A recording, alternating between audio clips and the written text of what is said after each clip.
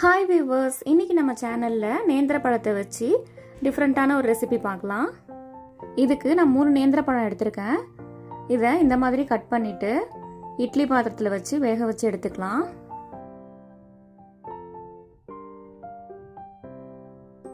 இதை ஒரு 3 நிமிஷம் வேக வச்சு எடுத்தால் போதும்.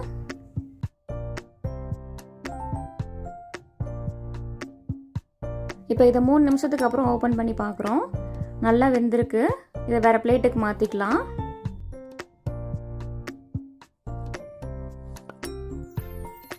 இப்போ இதில் உள்ள தோல்லாம் ரிமூவ் பண்ணிவிட்டு இந்த பழத்தை நம்ம நல்லா மேஷ் பண்ணி எடுத்துப்போம்.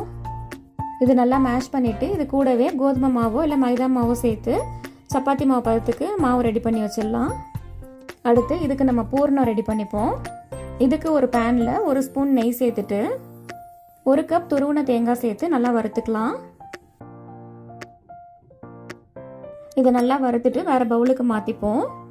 அடுத்து இதில் 3/4 கப் வெல்லம் சேர்த்து கொஞ்சமாக தண்ணி சேர்த்து நல்லா மிக்ஸ் பண்ணிப்போம்.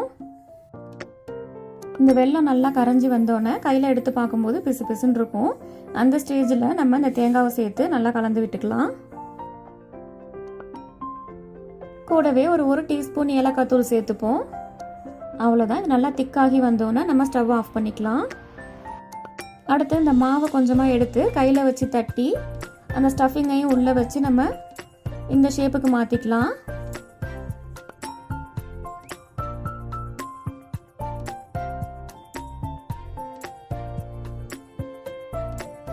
இப்போ இதே ஷேப்புக்கு எல்லா மாவையும் ரெடி பண்ணிவிட்டு நம்ம எண்ணெயில் போட்டு பொரிச்சு எடுத்துப்போம்.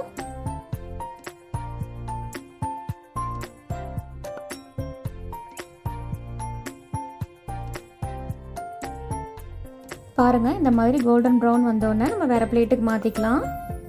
அவ்வளோதான் ஃப்ரெண்ட்ஸ். இந்த ரெசிபி கண்டிப்பாக உங்கள் எல்லாருக்கும் பிடிக்கும்னு நினைக்கிறேன். நீங்களும் உங்கள் வீட்டில் ட்ரை பண்ணி பாருங்கள். வீடியோ பிடிச்சிருந்தா உங்கள் ஃப்ரெண்ட்ஸ் அண்ட் ஃபேமிலிக்கு ஷேர் பண்ணுங்கள். மிலா விங்ஸ் சேனலை சப்ஸ்கிரைப் பண்ணி சப்போர்ட் பண்ணுங்கள்.